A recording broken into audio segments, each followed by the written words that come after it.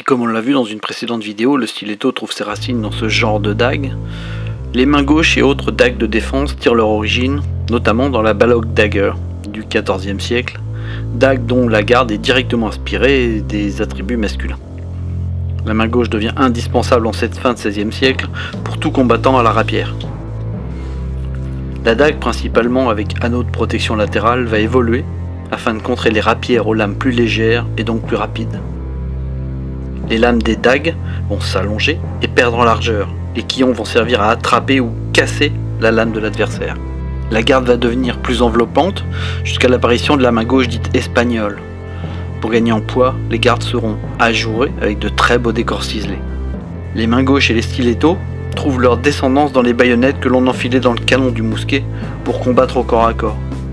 Il restera quelques dagues dites d'abordage dans les troupes marines, mais elles se transforment en couteaux de chasse à la fin du XIXe siècle.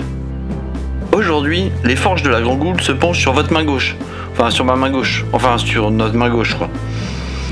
Historiquement, les dagues apparaissent au XIIe siècle, mais sont utilisées seules et le plus souvent par des brigands. Elles ont évolué jusqu'au XVIe pour accompagner la rapière dont elles reprennent la forme des quillons et les décorations. La dague que je vous présente a été fabriquée au milieu du XIXe siècle. C'est une copie de dague dite espagnole du XVIIe. Ce type de main gauche se caractérise par une garde triangulaire, des quillons très longs et une lame très forte. Elle pèse pas moins de 950 grammes et mesure 58 cm, dont 43 cm de lame. C'est de nos jours une arme très lourde, mais qui pèse le même poids qu'une rapière du XVIIe, ce qui devait équilibrer le combattant lors des duels. On pourrait demander son avis à messire Charles Basse de Castelmort, non? Charles? Charles? Êtes-vous là? Jamais là quand on a besoin. Je suis là, mon brave. Que puis-je faire pour vous? Ah, bonjour D'Artagnan, je souhaiterais que vous m'éclairiez sur l'utilisation de la dague. La dague, ça fait longtemps qu'on ne l'utilise plus chez les mousquetaires. On a la forte épée, on a le mousquet et les pistolets dans la selle du cheval. On avait quelquefois une petite dague ou un stiletto caché dans l'habit, mais pas de dague en permanence. Mille excuses, je ne peux vous porter plus assistance. Je vous remercie.